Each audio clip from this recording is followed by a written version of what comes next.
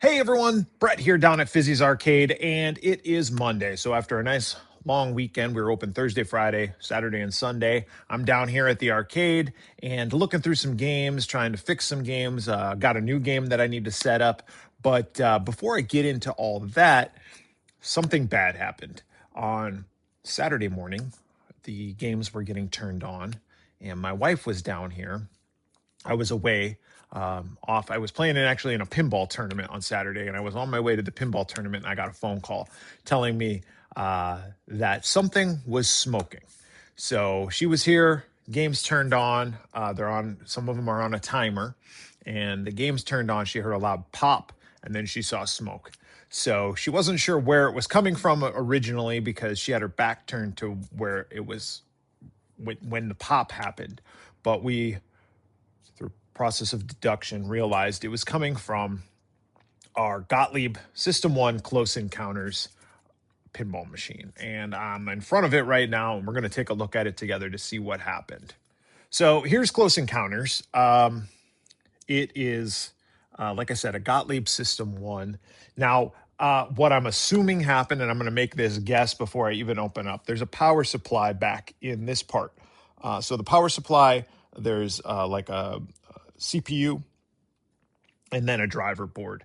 And the 120 volts from the socket comes in through the bottom through a transformer, and then that gets dispersed up to the power supply, which the power supply changes the 120 volts into 5 volts and 12 volts. 5 volts for the CPU and 12 volts for the display lights. I'm assuming a capacitor in the power supply popped and blew because it's old, and that's what caused the issues. Now, that being said, my wife wasn't really quite sure. Because she was panicking, and I understand that. She saw that the lights were on the playfield. Now, the lights on the playfield would remain on because those lights come from the transformer, not from the power supply in the back box. But the smoke was definitely coming up from the back box. So I'm going to pull this out a little bit, and then we'll get the key and we'll unlock it and we'll take a look. So I just unlocked it. I haven't opened it yet. I'm going to go ahead and open it. I think this should be a good view for you. Put my light down on here. We should see, I am assuming we'll see some kind of black. Oh, I can kind of smell it. I definitely can smell something burning, or a burn smell. And there's bits of something that blew up. What capacitor? What? Something blew up in here. I don't see anything out of the ordinary. And you want to know something? That's a brand new power supply. So where did that come from?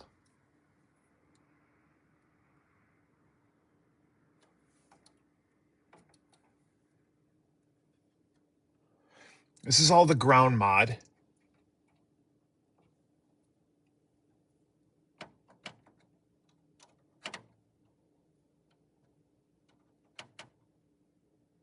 These capacitors are all fine. But I definitely smell something. And there is some like residue right here. And little bits of fragments of something that blew up. It looks like it is, at least. Yeah, I definitely smell. Oh, here's what it was. The battery. So the ding-dongs that had this before me put this battery, I don't know if you can see it, put this battery on the game.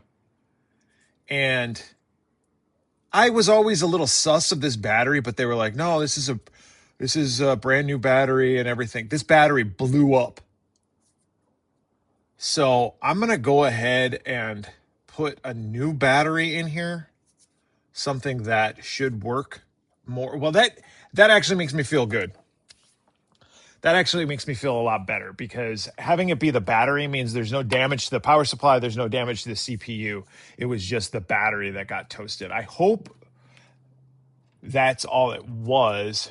And I hope it didn't go back to the the board here and fry it.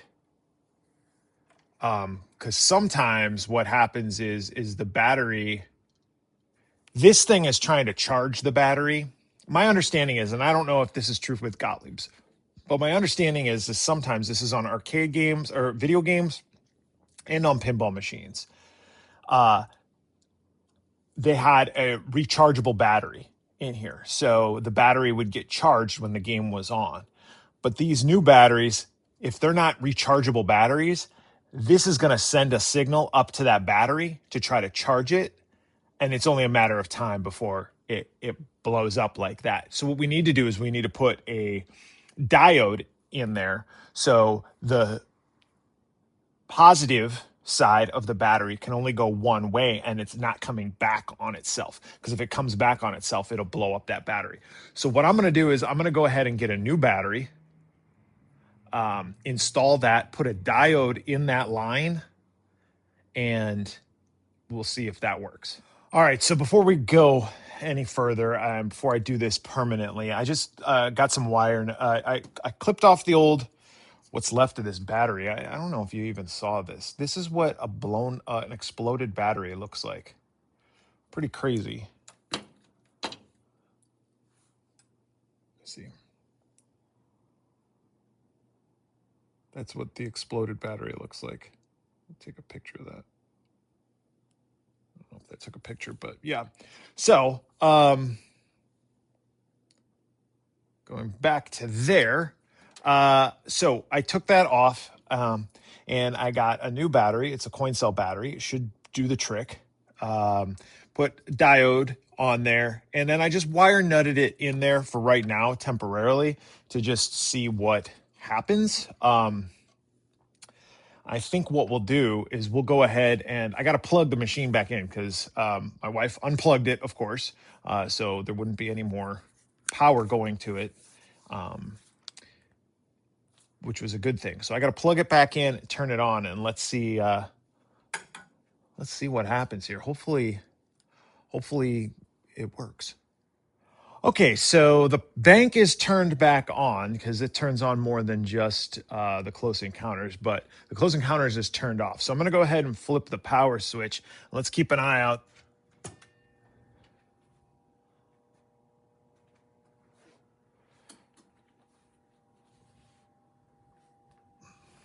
All right. No smoke. It's a good thing. Turn my headlamp off.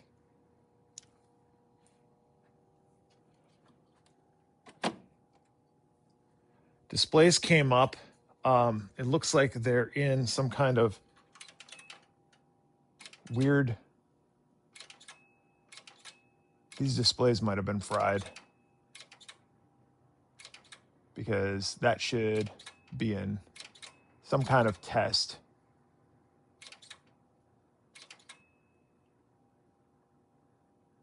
No, the displays look, well, the ones on the right look fine.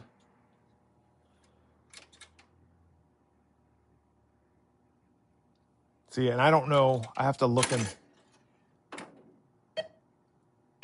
all the sounds work. The ball shot out. The very target's working. Okay, let's go to the next test.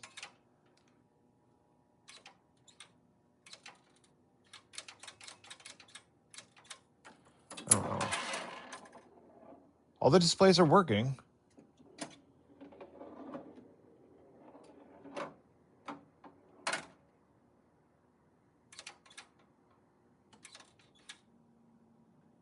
Well, let's turn it off and turn it back on and see what happens.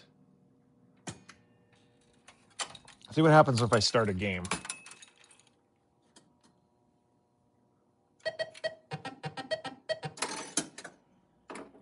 Looks like it's starting a game just fine. It's flipping. Scoring. I got this sign up here. It's hard to play.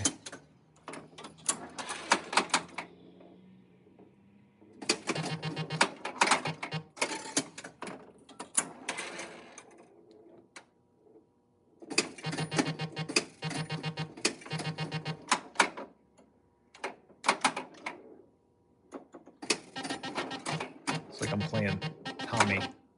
I got this. That's it. So yeah, the game is working fine. It was just the battery. Now I don't know what T33 means, so I'm gonna have to take a look at that. It says T33. So let me take a look into that, and I'll be back. Okay, so yeah, it wasn't any problem with the display. What it was it was a problem because the battery got it's a new battery, so it reset all of the high scores. So I just had to go in through the coin box and then select the high scores, and then in the back here there's a button on the CPU to do a reset. So you go to the different things and you just reset it. So now it all looks good and it is working. So yeah, and I just played a game. You can see my score wasn't that great, but 86,250, and it's on there. So ideally, provided the battery is working now, I should be able to turn it off, and when I turn it back on, it should show the 86,250. If it doesn't, then I need to think about putting a stronger powered battery in there. I have a 3-volt battery. I think that's okay. I don't know. Let's see. We'll go ahead and power the game off and let it go ahead and power off for a couple of seconds. And then, well, let me turn my headlamp off. We'll power it back on. The good thing is that it's powering on just fine. Yeah, I think the battery's not powerful enough. Yeah. So it's not saving any of the scores. So that must mean it needs more than just 3 volts from that. So that being said, that's fine. I can go ahead and put together something else that will do this. I'm trying to think of how much. I have to look that up and see what size battery needs to go in there in order for it to be able to save the scores. I don't think it fried the CPU because the game is functioning properly. Like, it's scoring correctly. I double checked all that. It's starting a game and everything. Because like I can start a game right now and it'll be fine. Yeah, see? And it says credits 61. Yeah, and I have a mod. I did a modification to it where you don't need credits because there's no free play. It just bypasses it. It adds a credit and then subtracts a credit. So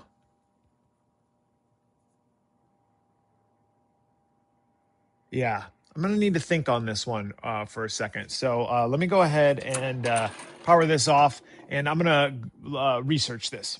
Okay, I think I figured it out. So when I put the diode on, I put it on the wrong side. So instead of having it on the positive side, I had it on the negative side. And what that was doing was it was making it so the negative wasn't connecting with ground because that diode was blocking it. The positive doesn't need to have that signal, I guess, coming back, but the negative does for the battery to give its full charge. So when I had only used wire nuts, thankfully, because otherwise that would have made taking it apart harder. So that's why I used the wire nuts, just in case I had done it incorrectly.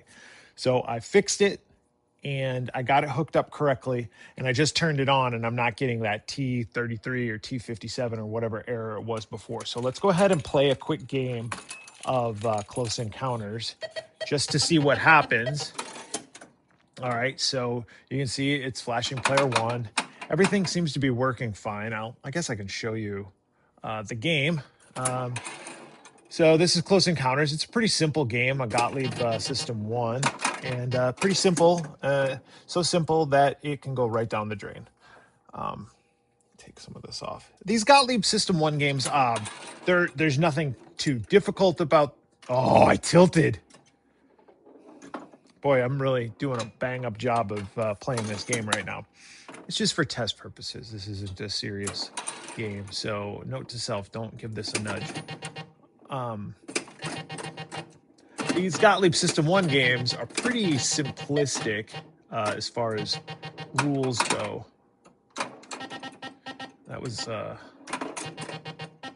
fortunate bounce there. This one has this spinning roto target, which is kind of cool. One thing that the Gottlieb games also have, another Lazarus.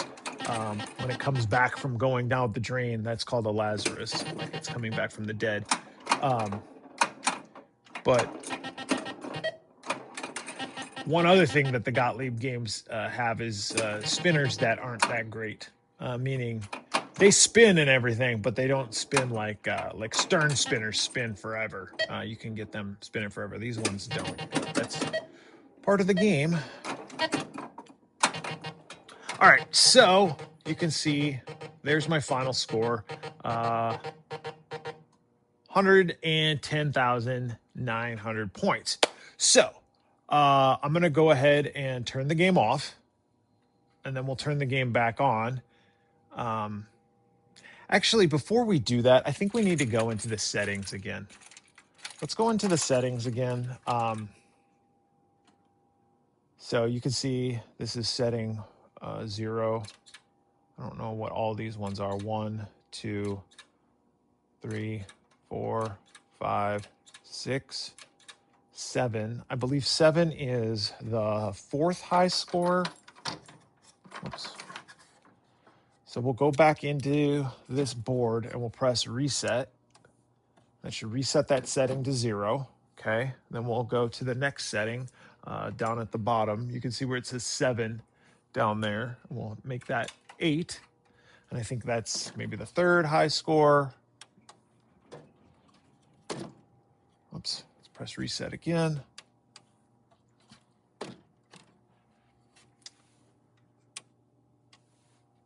Okay, press reset again. It's got 0s on there. Go ahead and press this button again. 9.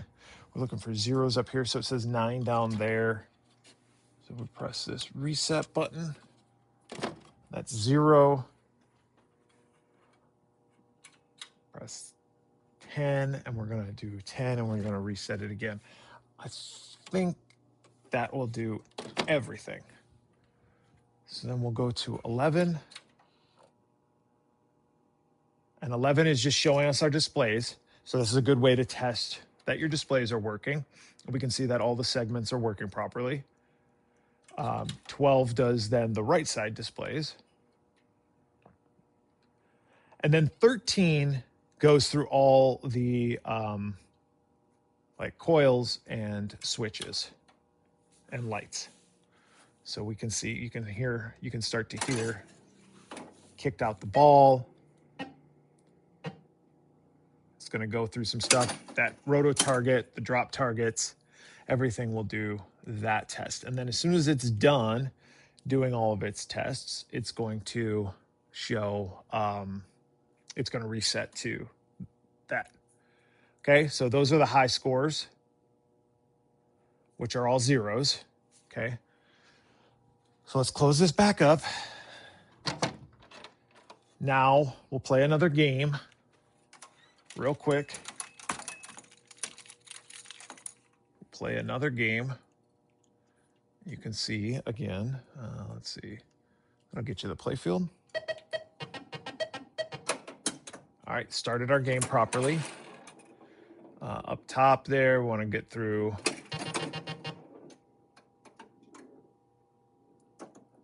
It's always dangerous on that side.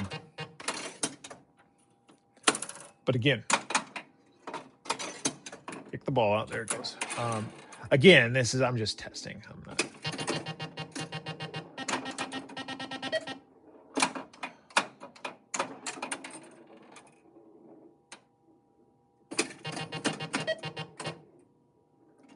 I actually don't mind these Gottlieb games. And as a matter of fact, this Close Encounters game kind of fits with the new game that I just got, which I am going to set up here. As soon as I get this fixed, I got X-Files, Sega X-Files game. I traded one of our other pinball machines for an X-Files, and I thought that would be kind of a cool, like, you know, we're a retro arcade, so we like to have 90s and 80s type pop culture stuff in here. And one of that means, and that means I like to have games that are like maybe theme appropriate, right? Not everything, of course, needs to be theme appropriate, but I watched the X-Files all the time when I was a kid, and in the 90s.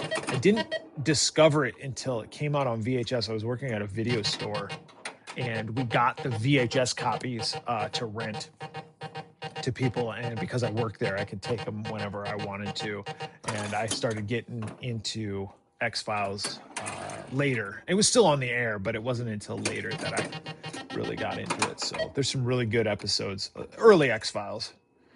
The later series, okay, the later series wasn't as good. So 142,920 is my score, and then that should show that's the high score now, 142,920. So that was the last score, and then it'll flash the high score, which is that. Okay, so if I power the game off right now, let's go ahead and power it off. We'll wait a couple of seconds. If I power it off, if I power it back on now, in theory, it should save all of that because the battery is now giving charge to the RAM chip, the RAM chip that needs to hold on to that information. So that 3 volts of power should be plenty. So turn it on, and it boots.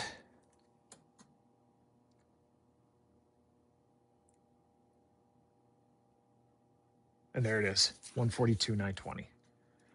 So that's your most recent score, and then that's your high scores. So we fixed the issue. That is a great thing. I like fixing issues. It's definitely better than the alternative. I was totally expecting to come into work today and see the power supply just destroyed. But as I was thinking about it over the weekend, like when my wife called me, I actually was at a tournament on Saturday and a tournament on Sunday, 2 different parts of Pennsylvania. So I didn't come down to the arcade all weekend long. So when my wife told me about it, I was like, I'll take a look at it, just unplug it and power it off. She knew to do that actually without me asking her to do that. But I had been thinking, I was like, I'm pretty sure I put a new power supply in that game a while ago because I had to do some other work to it. I wasn't the one that installed the battery, not saying that I don't make mistakes, but I am positive that I wasn't the one that installed this thing. When I got it, it was like this. Now, I'm not going to blame this other person. This could just be a faulty battery. This could be a rechargeable battery. So what happens is if you don't have rechargeable batteries on a board, my understanding is that the board will try to recharge this. If the board tries to recharge this, thankfully this was mounted remotely, right? So it wasn't on the board. If it was on the board and it did this, it would cause damage to the board itself. But it was dangling with some wires, kind of like I have that one. And people do that a lot as a modification for these old CPUs that have, old like AA batteries, basically the equivalent of AA batteries. They can leak over time because they get corroded, they get old, and the battery acid just will leak all over the game board, and your game board is screwed if you don't catch it in time. So thankfully they mounted that. Now I don't know if this was a rechargeable battery. If it wasn't, that's why it blew up. If it was a rechargeable battery, maybe it was just old, but it's a little sus to me even from the beginning, but it was working, and I thought I trusted the people who did the work on this game before I bought it from them. That being what it is, I'm not going to totally 100% blame them, but I don't think this was the right battery. And I don't even know if it was them that did it. It could have been working for a long time, but it gets a lot of play. It's on for a lot of hours here at the arcade, so maybe that's why it happened instead of being in someone's house. But I'm going to keep this as a little souvenir to show everybody what it looks like when a battery blows up. It's kind of crazy. Anyhow, so that's it for the video today. I am going to go ahead and unbox. I'm not unboxing. It's not in a box. I'm going to put up the X-Files. And what I was going to say was I thought it would be kind of cool if I could put Close Encounters right next to X-Files. That might look kind of cool. I don't know. Tell me what you think. I don't know. Does that look kind of cool? It could be kind of cheesy. I don't know. Part of me likes the way that I have it set up at the arcade where I have older games on one side and newer games on the other. But then another part of me is like, I should mix them up. So it's not, everybody isn't always playing the new games right next to each other. They're kind of spread out throughout the arcade. So I don't know. That's just my thoughts. But anyway, thanks for watching. And hopefully we'll see you soon down at Fizzy's Arcade.